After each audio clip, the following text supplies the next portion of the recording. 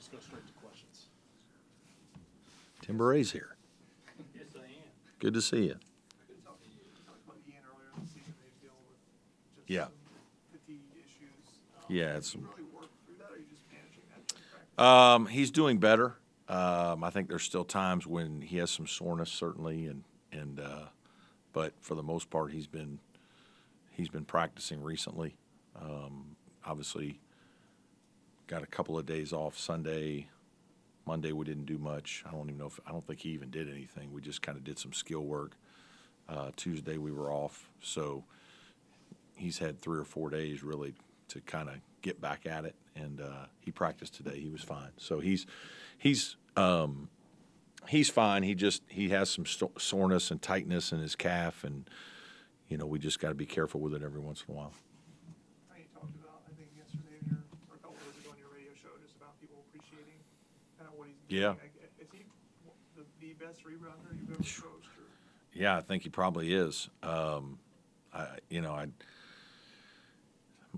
It doesn't come to my mind somebody else, but I'm not good at that, remembering all the guys I coached at Wilmington right now and Wright State off the top of my head. But, I don't know that I've coached anybody that got 20 rebounds in a game. I've coached some good players and good competitive guys.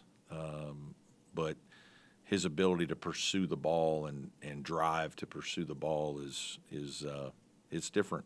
And, he certainly knows that's part of, especially when he was a young player, we used to talk about it a lot, and he talked about, hey, that's my way to get on the court. And, he's a relentless competitor when it comes to that. Would you say he has a sixth sense about where the ball's going to be? Yeah, he has a good feel. He certainly, has a knack for it. And just I think he has a willingness to sustain effort, and consistently go after the ball, which most guys give in and after a while and don't. And but he certainly has a knack for it. He certainly has a feel for where the ball is going to go, and he's been doing it a long time. So, yeah, he's pretty doggone good at it. Did you see that in you in high school?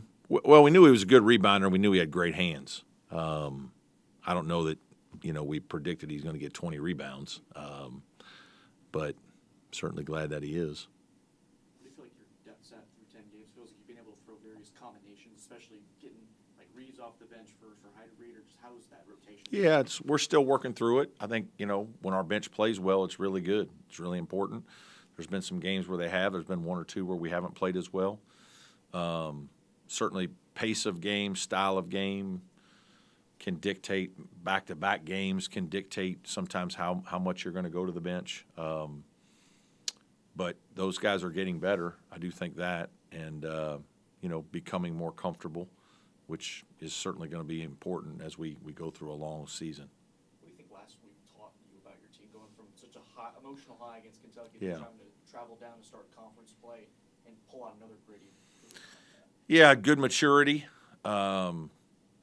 I think that's important. It's that was a hard game. It was certainly Miami was ready to play with first ACC game. Obviously, the atmosphere was completely different. It wasn't electric, and you just kind of had to really want to be out there and compete, and our guys did. And we knew that Miami was going to play well, and I thought they were very competitive in terms of their defensive approach. And our guys just had to find ways to make some plays down the stretch. You don't shoot the ball well. We had a lot of good shots in the first half and missed a bunch. And so sometimes you're not shooting it as well. Your perimeter guys aren't shooting as well. You got to find other ways to win. I thought, we kind of did that in that game. I think it was after the Kentucky game, you talked about effort and being able to sustain that being important Yeah. in the game, but kind of the hard thing. Yeah. How do you cultivate that? Do you recruit that? Yeah. Yeah, we talk about it. Toughness is a talent. A lot of coaches talk about that. Effort is part of that. Sustaining effort is something that we've talked about with our team this year. I think Ian and Jaeden both come to mind in terms of just guys that play consistently really hard for long periods of time. They play through fatigue, and they do tough things throughout a game that gives you a chance to win.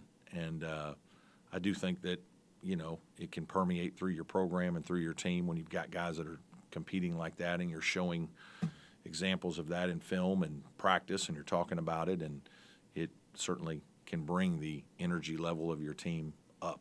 And those guys are both really good at that. Is that something when you were looking at Jaeden in the transfer Yeah. portal that you identified? Yes, certainly just having competed against him, we knew he was a really hard-playing guy and physical and tough and smart. And, that was part of why we felt like he was a good mix for our team. About this guy Haggerty from Memphis. Yeah, they've got really good guard play, shooting, ability to drive it. Haggerty is tremendous. He might lead the country in guards who draw fouls. I mean, he gets in the paint, lives in the paint. He can make plays for himself, his teammates. Super dynamic in terms of one-on-one play and off pick and rolls, and Hunter's similar. Can really shoot the ball, and those two guys are incredible. And then they've got wing shooting and great size and depth inside. I really like Jaeden as a player too. I think he really knows how to play, and smart cutter, and versatile big that does a lot of things well. Obviously you would expect they have really good players, and they've played very well this year. Talk about the challenge of playing an 11 a.m. game. I mean, do you have to do things differently in terms of lead up to? Yeah, a little bit. I mean, it's 11 a.m. I don't know that I've played at 11 a.m. I know I've played at noon, but 11 is early. Pregame is at 8, and we'll probably have a real short meeting, and that's about all you'll do. You get most of your work in on Thursday, Friday, obviously, and you just got to be cognizant of your guys and see how they feel right away. Saturday morning, you hope that there's energy in the building. Our fan base can really help us. I know when we played in Memphis last year, they had a whiteout, and it was electric, and it was a tough place to play. We need to have a similar atmosphere here to help give our guys juice and energy and positive support. And so I'm optimistic that we will turn out for a basketball brunch in Littlejohn. Talked about the advantage of playing a particularly difficult non-conference schedule, not only for March, but just for this new look group. How important is it for them to learn a lot about themselves against really stiff competition? Yeah, it is. I think, that's how you challenge yourself. That's how you find out things. We certainly learned from our Boise game. We've learned, from our tournament down there with San Francisco and Penn State, Kentucky. I mean, just Miami the other day. You're playing good competition. You're forced to figure some things out along the way, different styles of play. Memphis is a team that likes to mix their defense. They like to run and jump. They'll trap the first pass. They'll diamond press. They'll switch 5 ways. They'll, change their pick and roll coverages, trap out of a zone. They might go zone to man. There's just a lot of things that they do. We've seen some of it before. We've seen some teams that have gone zone to man. We've seen some teams that have run and jump. Certainly that was Penn State. So we've faced some different styles of play. I think that's important as you prepare for league play, that there's more different ways to play the game, and getting comfortable playing in different ways and being able to win playing differently is important. How different is this Memphis team from last year? A lot of different personnel, not a lot different stylistically. They still play, very similarly in terms of offense and defensive concepts, but they have a lot of different personnel. They were very talented last year. Same thing this year. Dane Dange's elite post player who can score with his back to the basket, can face up and drive it a little bit. Obviously, they've got elite perimeter scoring. They have really good players, and they run some really good things. They have good numbers and execution in the half court. So I think they space well and give their guys room to make plays, and they seem to do that. Anybody on Zoom, feel free to chime in. Hey, Coach, this is Darian Carter with the Greenville News. You mentioned, I think after the Miami game, how Viktor Lakhin is kind of still finding his way with the offense and doing some things. How is this week of extra rest and prep kind of get him acclimated Yeah, I'm hopeful it'll be good. I think the extra rest has been good for a couple days here for our guys. I mean, today was kind of our first practice back. We brought the guys in and did a little skill work on Monday. We were off Sunday. We were off Tuesday, heavy finals days, a lot going on. So we wanted to give our guys a lot of space those days. Today we found a open part of the day today to be able to get work in, and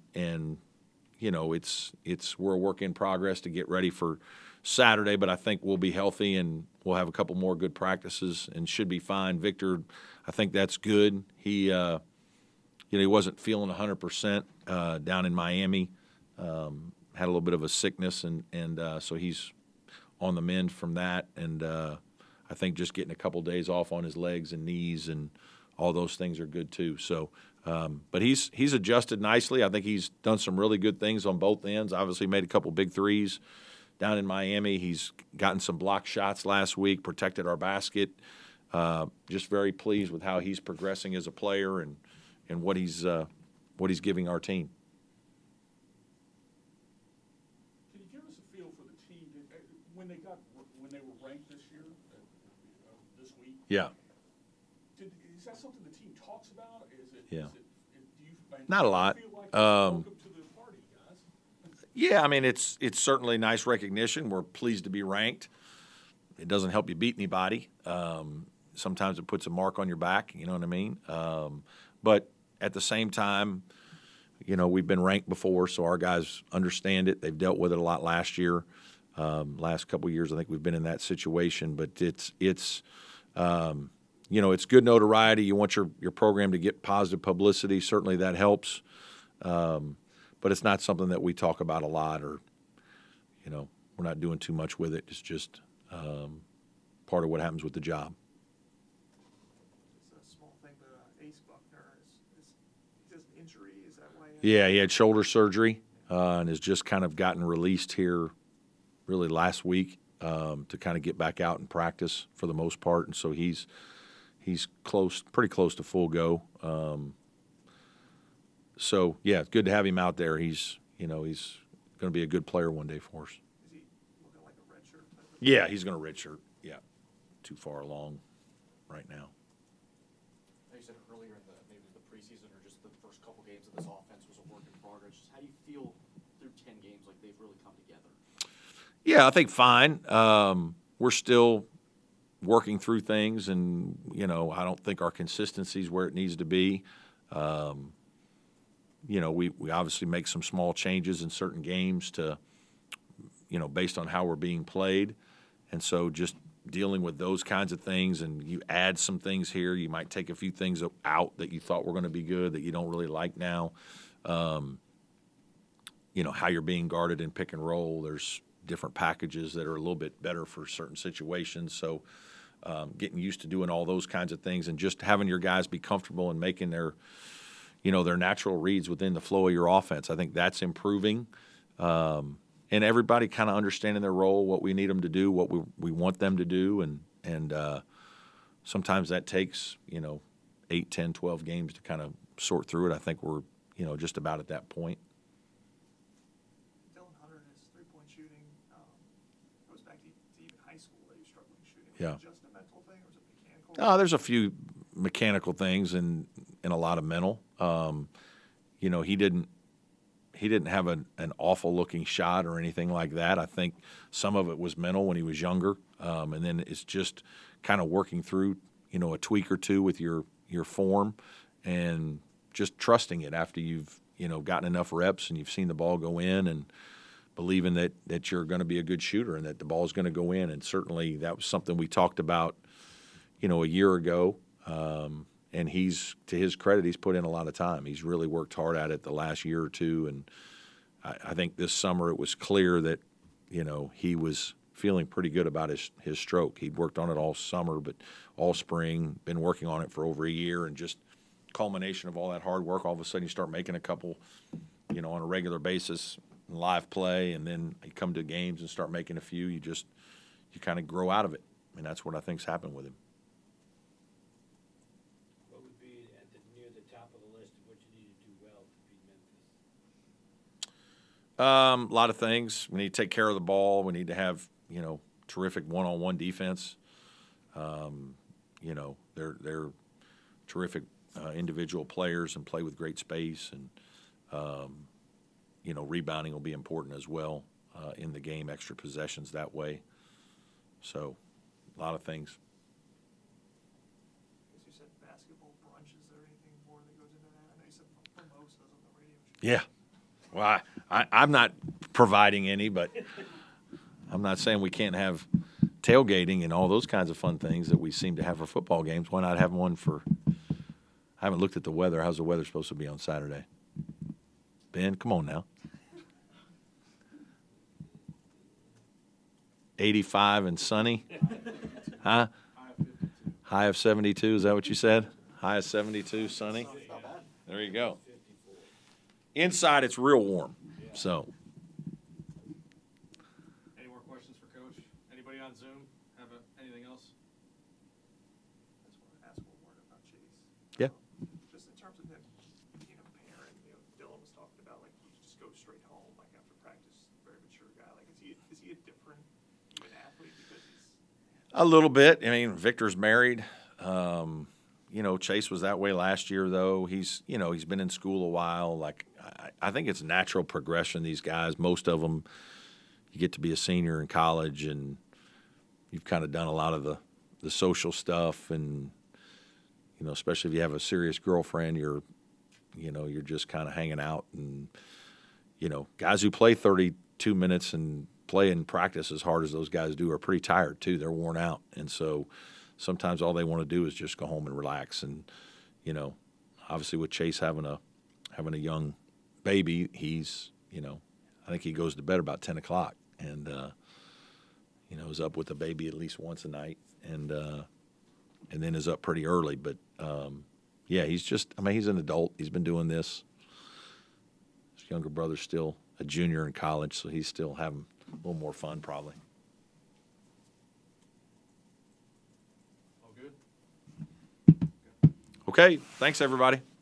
Appreciate you coming.